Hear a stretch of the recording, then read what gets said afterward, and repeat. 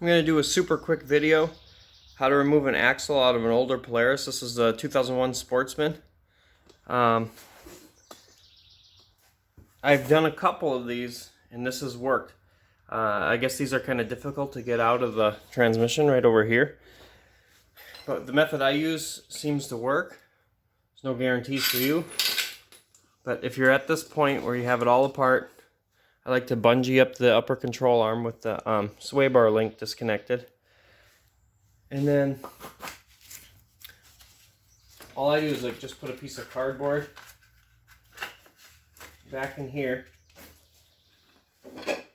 I get a long pry bar with a bend on it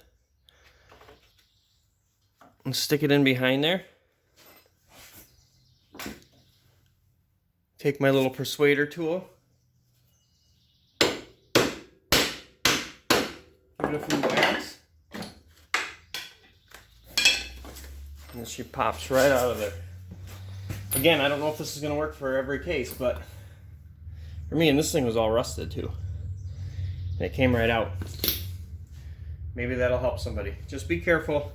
This is thin aluminum, but it seems to work. So it's up to you.